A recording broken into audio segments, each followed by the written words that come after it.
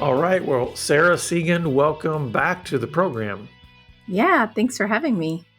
And for our longtime listeners that are saying, wait a second, I don't remember saying that name. The reason I'm saying welcome back is because this is take two for us. We had some weird technology difficulties on the first time that we tried this. So we're going to do it again. And I'm so glad that you were patient and willing and gracious to come back. Yes, it's like technology, friend or foe, you have to just walk in grace. Well, it's a little maybe either paradoxical or ironic that we're going to be talking about technology today. Right.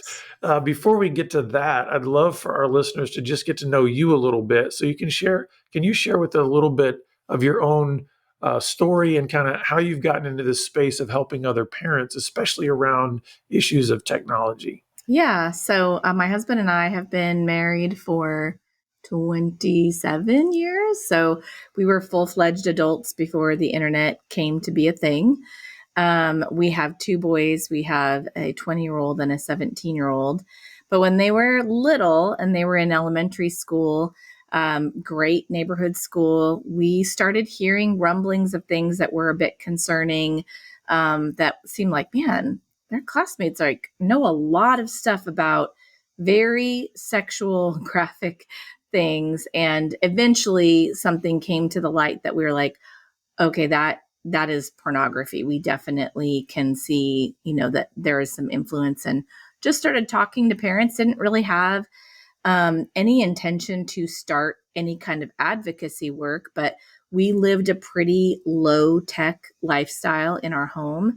And that was largely to protect our marriage. We had certainly been through things as adults that we wanted to shield our kids from when it comes to technology. So we had one computer, but we knew it, I guess, more than other people about the dangers that were out there and kind of what you could do about it.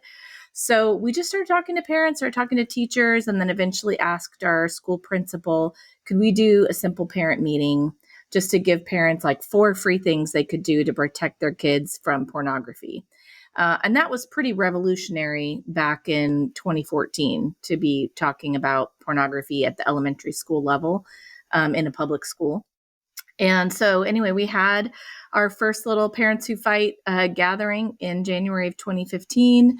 About a dozen parents there. And from there, we just kept getting asked to go places and share more. And we, expanded our knowledge of online safety dangers past pornography to, things like cyberbullying and some of the social media influences, tech addiction, all that. And so here it is 9 years later, and we have been educating parents through workshops, whether it's in person or online. We also do tech consultations, which is one of my favorite things to do, even though it's a little bit slower to just hit one family. It is more extensive. So you can go into a home and really help those parents lock doors that they weren't aware were unlocked. And when you leave that home, like those kids are actually much better protected now than they were 24 hours ago. So I love doing that. I do a lot of that in our city. And here in 2024, we're really just trying to also shift some of our focus to the church, because we realize that the church is positioned to be one of the most effective change agents when it comes to large scale change about the way we view technology and the way we interact with it. So that's kind of where we are presently. That's great.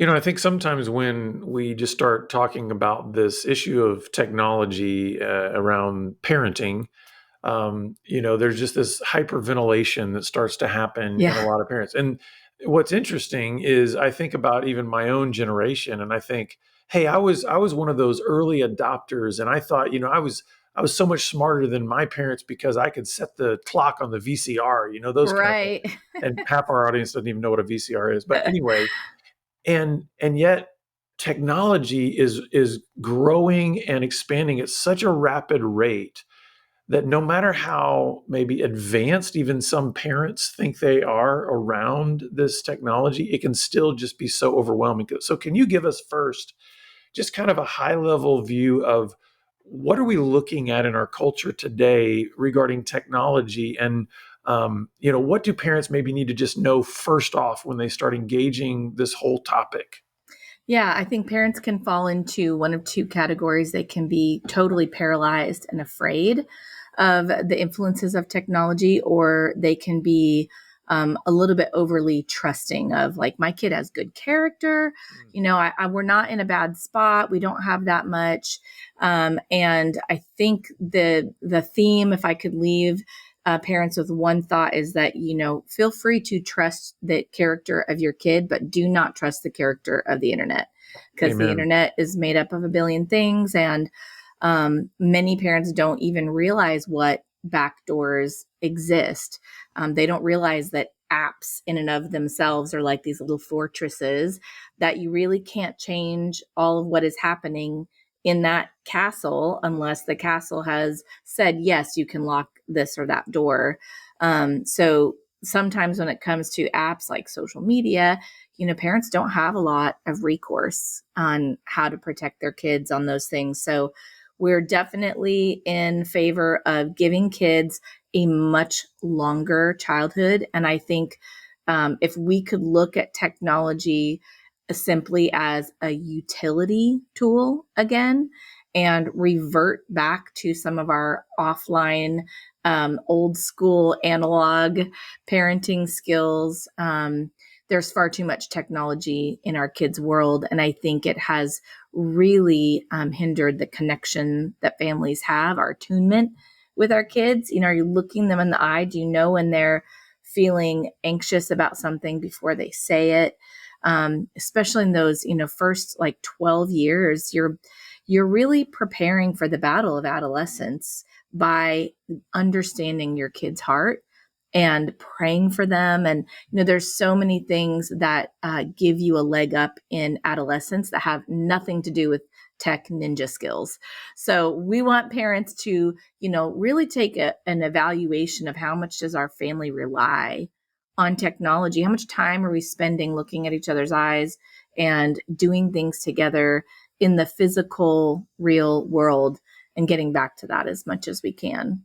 Well, one of the things I love that you're saying here is that, the universal principles of parenting travel across all time and space and, culture and technology Mm-hmm. and all that. There's these fundamental universal principles that no matter what age you're living in, or, whether it be the dark ages or the 20th Right. century, these things are applicable. And I think that's a great place to start because it gives parents kind of a sense of like, hey, you can do this. Yes. Like there's some confidence that can be built there by saying, you're a human being in the long generation of human beings, and this is Right. possible.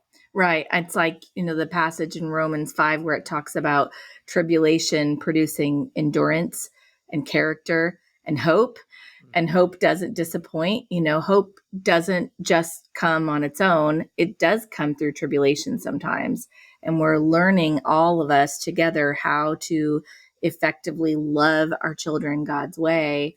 And that is not without tears and conflict and correction. And so we do need to rest on the hope, because that's what all of this is unto, is the hope that we have in the Lord, and the hope that we have that He can strengthen us and enable us to be the best parent for our kid. Yeah.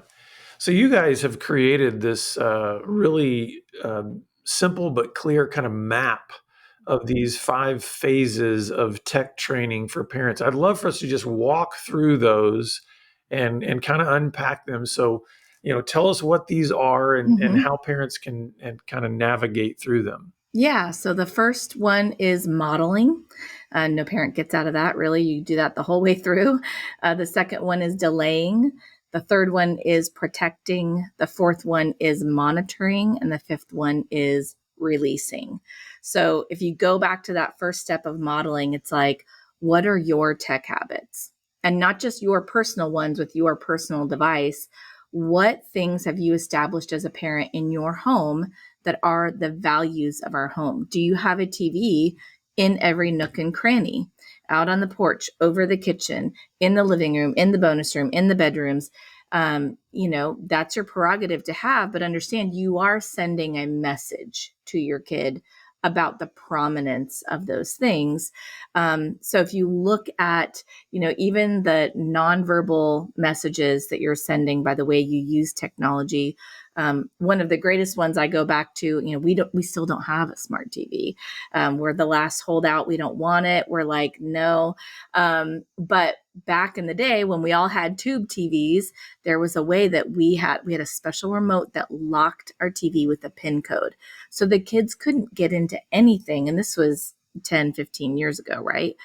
And it sent a message to our kids that the TV is okay for you to watch when mom and dad are around.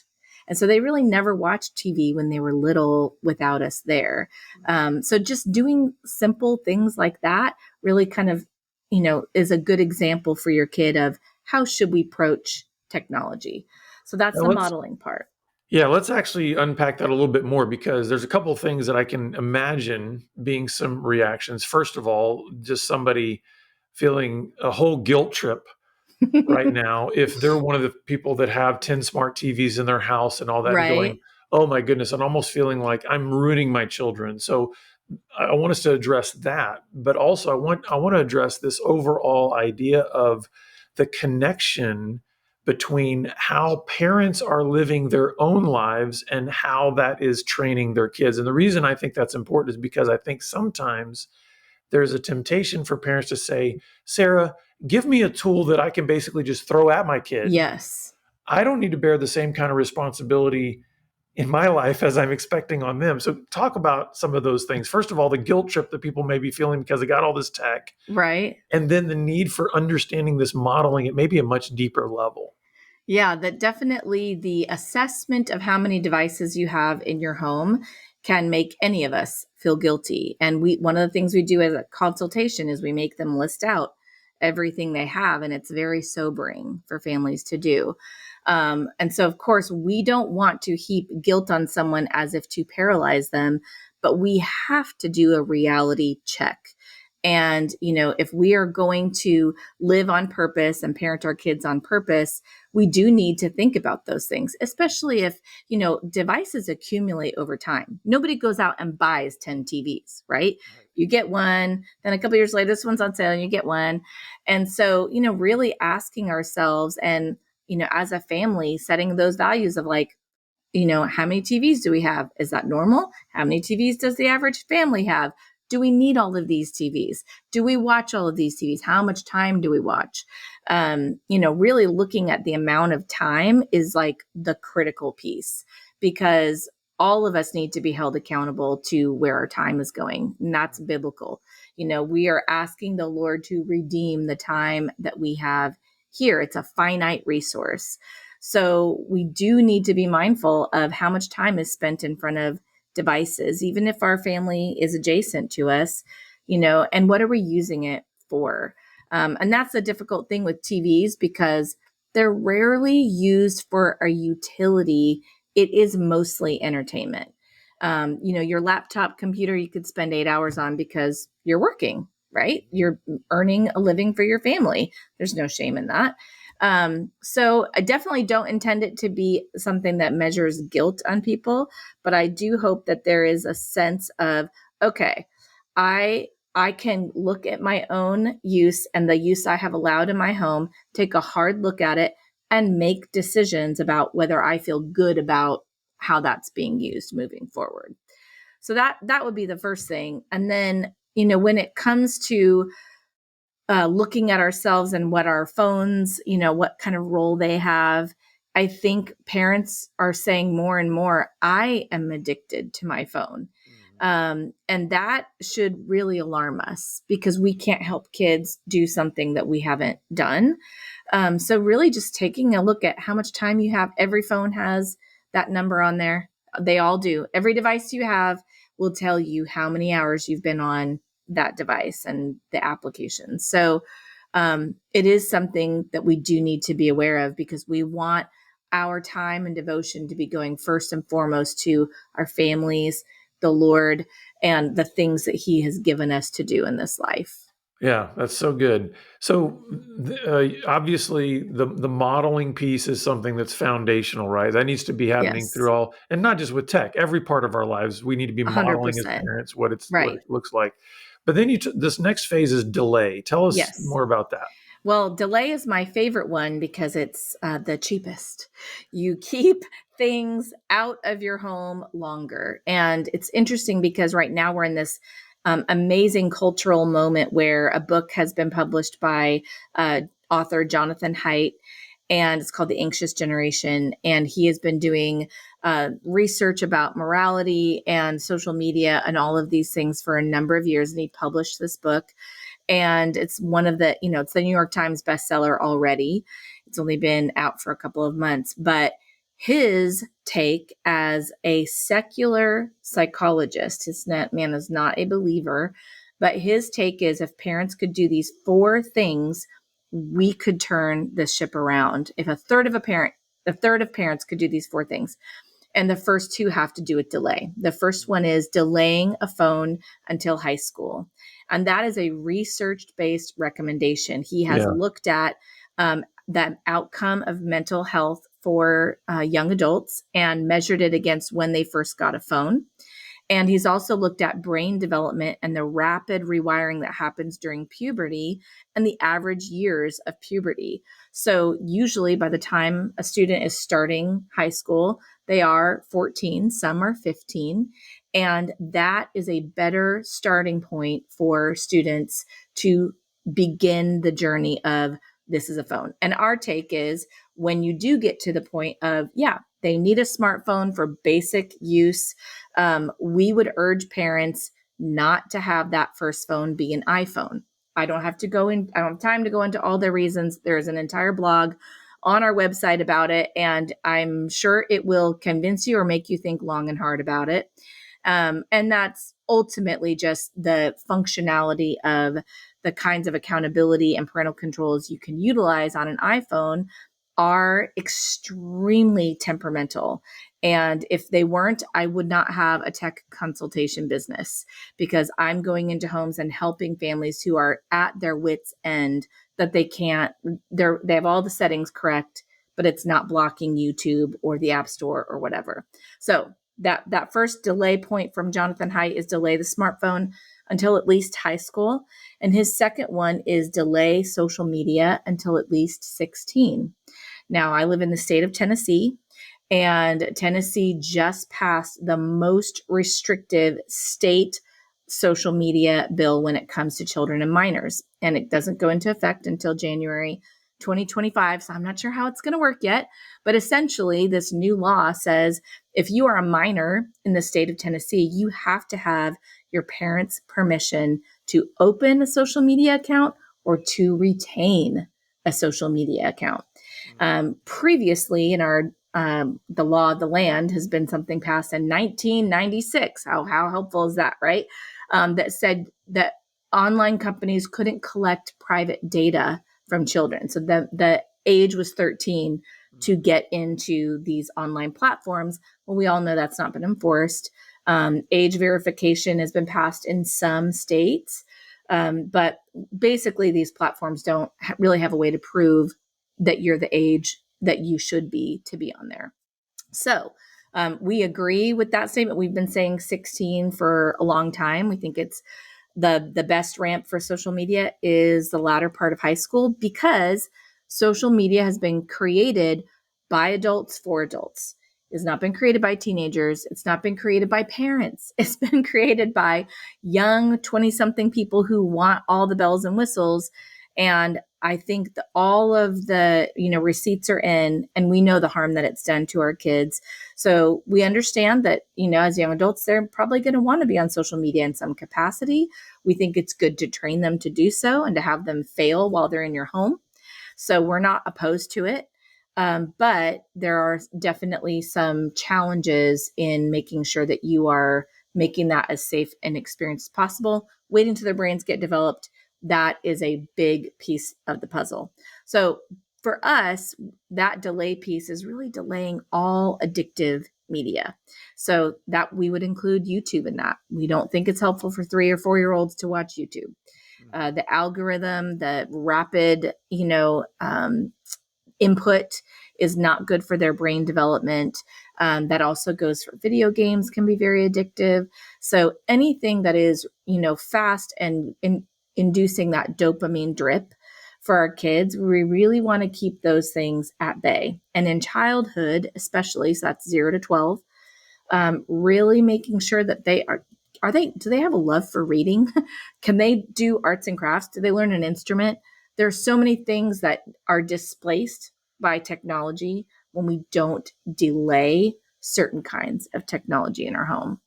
Yeah, and I think there's benefits of this idea of delay so far beyond just the technology. If you think about um, the sense of being able to regulate and slow yourself down, to have patience, to Yeah. learn to wait. Yes. One of the things I've done a lot of I've read the Bible many many times, and there's kind of these strands of themes that go all throughout, like from cover to cover. And one of them is a theme of waiting. Yes.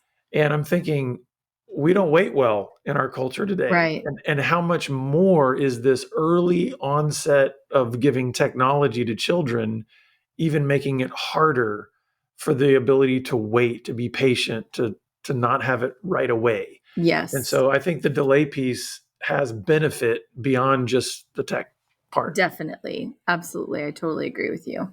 Now, once you've said, "Hey, we're gonna wait on these things," then the next phase you have is protect. Tell us about Yes. that.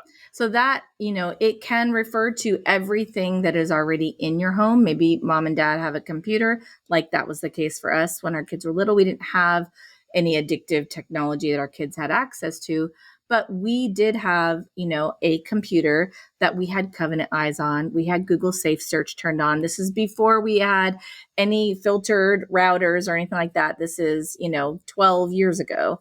But nowadays, pretty much every device that you can purchase out of the box has some protections that you can enable on the actual device.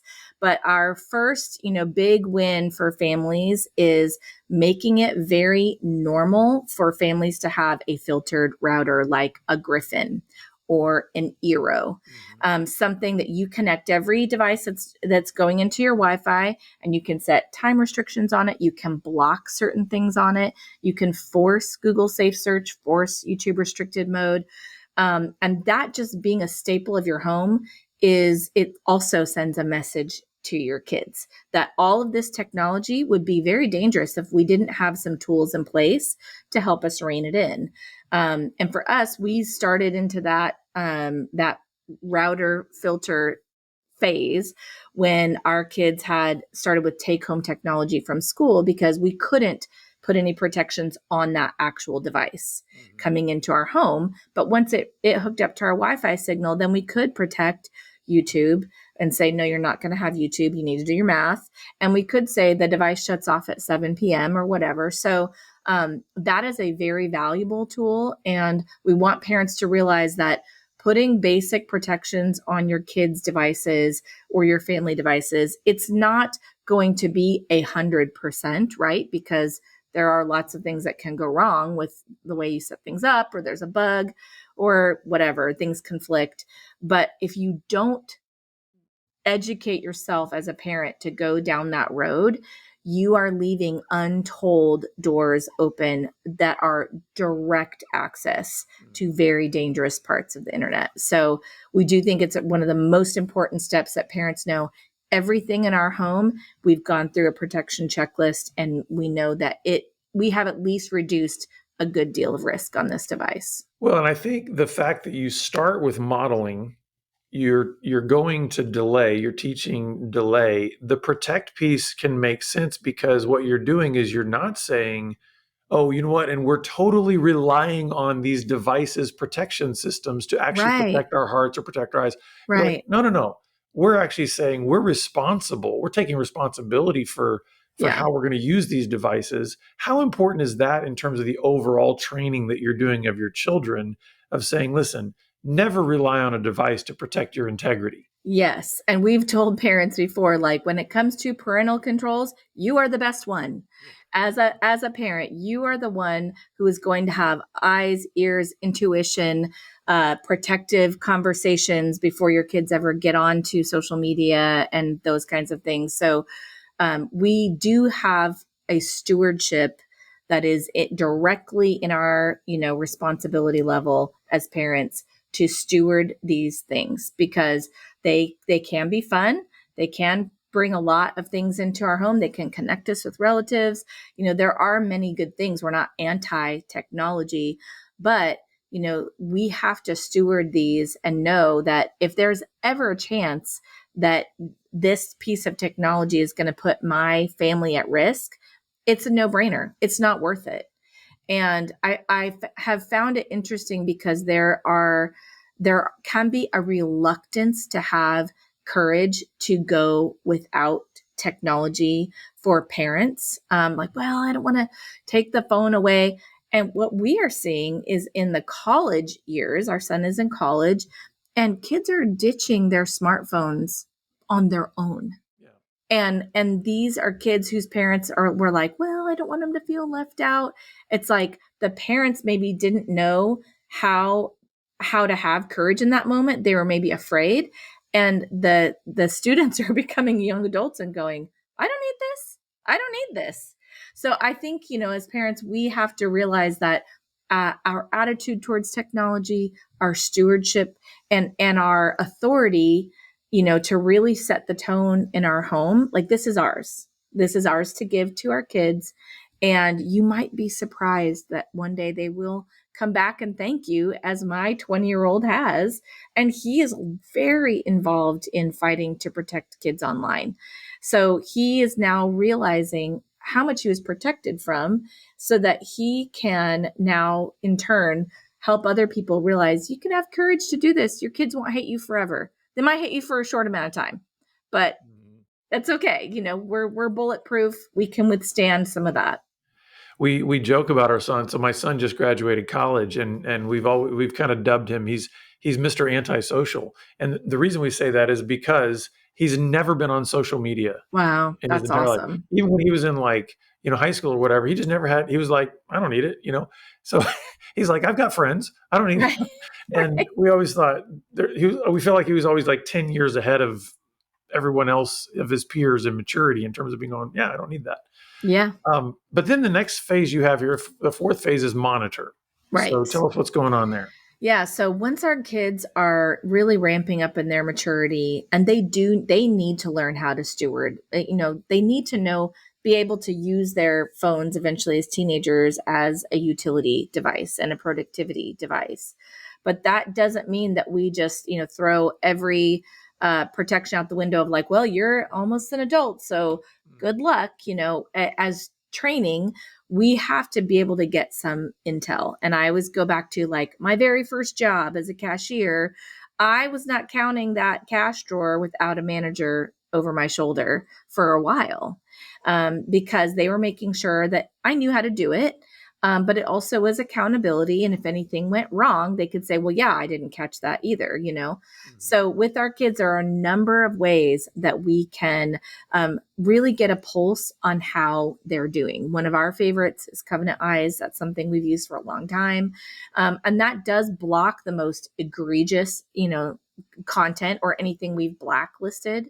But it also just, I was saying to my son how awesome it is to have years go by and be like, man, you haven't got a report that's negative in so long. Mm-hmm. And it actually makes me trust you more.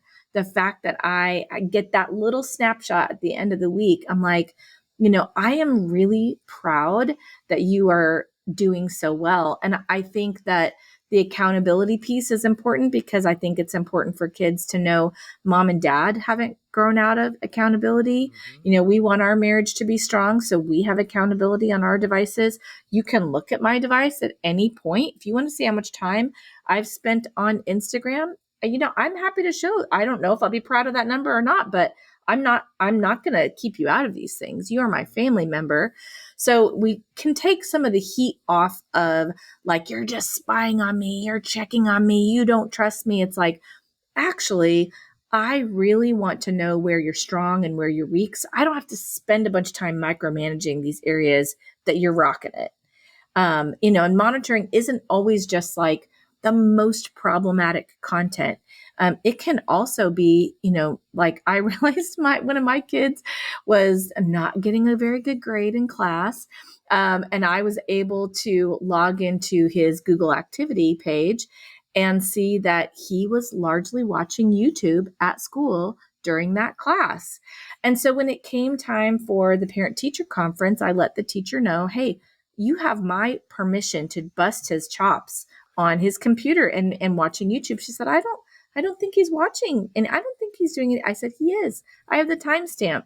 That's why he has a bad grade in your class. So, it's a helpful tool if you don't use it to weaponize, like you're in big trouble now, kid, Yeah. but you just use it to be like, man, where are you struggling and where are you strong? I've understood more about some of my kids' political questions in a political environment now that they're old enough to really understand some things. I'm like, oh, I probably should talk to them about that because they're asking the internet about these certain political topics. And so it's a great way for me as a mom to just really stay current and that, just talk to them about it. Hey, I noticed that you, Googled this thing. Let's talk about it. And it's not something I come in with anger or consequences. It is simply a tool to know how are they doing. Yeah, I think the monitoring piece, it's one of those things where, we're told in scripture to walk in the light. And so Right. all it's doing is saying, hey, that's a value in our home. We're not going to have any secrets. There's not going to be anything hidden. We're not going to do things behind some kind of closed tech environment. And it's like, we're in the light. So, Right. and I think that goes back again to modeling the fact that saying, hey, your parents are just as much in the Yes. light as you are. And obviously Yes. there's even age appropriate ways that we can share Totally. vulnerability with our children along the way of our own journeys and all that. But it's important to establish that everybody's abiding by the same principles in this house when it comes to Right. technology. Right. And you can't, the protections you have for a child are different than the protections you have for a teenager because they do need to learn how to self govern.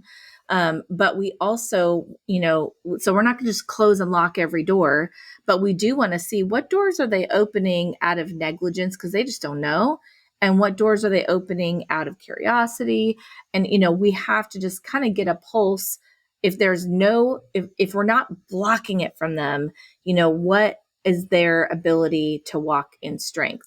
So one example of that would be, with our kids, introducing social media, it's like those first apps are going to be on mom's phone too. Mhm. And I'm not making myself known on there. I'm not saying a lot on there. I am just like, okay, that was great. I saw that my kid knew to block that person. That's awesome. And I may or may not say anything about it, but it's just giving me an understanding of like, okay, they're ready. They're ready. They're 17. They're almost out of the house. They're ready. And they are still going to fail, but they're going to fail in a safe place. And I'm going to be a safe voice to talk to about those failures and learn from them. Nobody learns without making mistakes. So we want them to learn. Yeah, so that gets to the fifth phase of release. Yeah. So that Yeah. sounds pretty obvious, but tell us what you mean by that. Yeah. So, I mean, obviously, by the time your kid is graduating from high school, many of them are venturing out either into, a full time job. They're not going to be under your eye sockets all the time, right? For us, our oldest went off to a college campus. So, we got some great advice from an older dad who said, you keep all technology out of their room until graduation phase. And then we had about 3 months to let him keep a computer and a phone charging in his room because he was going into a 12 by 12 dorm room, no place to charge those things. This is it. And he was like, it's going to be no problem. I can totally do this. In fact, it's preposterous that I haven't been able to do this yet. And he was very surprised during that summer about how hard it was. And, we talked about it. We tried not to shame him for anything, but just like, let's be real. And then, on his breaks coming home, he was plugging his phone in the bathroom or downstairs or wherever because he finally had a house to, be able to do that. So releasing is really getting our kids to a place where they are, adults who are with adults holding each other accountable. I was so thankful my son had an awesome roommate and they had those conversations. They had conversations about, are we going to have a TV? Why or why not? What would be good about it? What would be bad about it? They chose not to. So it's really, allowing our kids to start making their own choices to protect themselves. And if they come to you and say, hey, mom or dad, I still really need your help with this, great. But we can't overstep, the technology that they're using when they're adults. They have to learn how to use it well. And that's a balancing act in those transition years. But, you've got a son who's graduated from college, so it is a difficult thing as a parent to let go of many things. But the technology piece is one that it's like, if we've done our job, if we've done these 5 phases, hopefully by the time we get to that release phase, we know they've got some trusted friendships in their life they can go to if they do struggle. My door is always open, but I don't have the same role anymore, So Well, this has been a great conversation, Sarah. So where can our listeners and viewers go to get more information about what you all are doing in your yeah, our ministry? website would be one of the primary places, parentswhofight.com. We also are pretty active on the daily on Instagram mainly. And that is something where from the beginning, one of our thoughts was, we don't do Parents Who Fight full time necessarily. We both have other jobs. This is our passion project, but we are going to share the good things that other people are doing because that's something we can do quickly without getting sucked into social media ourselves. And so pretty much every day on Instagram, I'm posting something to the story that is from somebody else who's awesome, who cares about online safety. It's not the Jesse and Sarah show. My husband and I do it together, but we're like, no, we're partnering with people who are doing amazing work. So we are sharing stats. We are sharing new technologies. There's great retro technologies that are coming out. I get sent emails and messages from these, 25-year-olds who are inventing the most amazing things to get them unaddict Gen Z, which I love. So we're sharing all of that stuff on the daily on Instagram. If you go to our website, you'll be asked if you want to receive, periodic updates from us. It's maybe one a month to tell you about exciting things that are happening in the movement. Maybe there's, legislation that we want you to call your senator and say, hey, please support this. There's a lot of exciting things going on, and we'd love to have you guys connect with us. And we also do Zoom consultations. So, no matter where you live in the country, if you're like, okay, I have 12-year-old triplets. How do I do this? Those are the calls that we take, and we just walk parents through kind of setting up some strategy. And we'd love to help you with that. Yeah. Well, this has been so good. Thank you, Sarah, for being with us today. Thank you so much for giving me the opportunity to talk to parents and get them further down the road. Oh, yeah. Well, folks, we are going to be putting a lot of information in the show notes today to just help you take your next steps in terms of being able to help both yourself and your kids to navigate just kind of the chaos around technology, but to do with confidence and clarity. And hopefully these 5 phases that kind of form this map will help you today. But please reach out to us. We want to help you take your next best step to wholeness in Christ. And we look forward to seeing you back here again next time on the Pure Sex Radio program. Take care.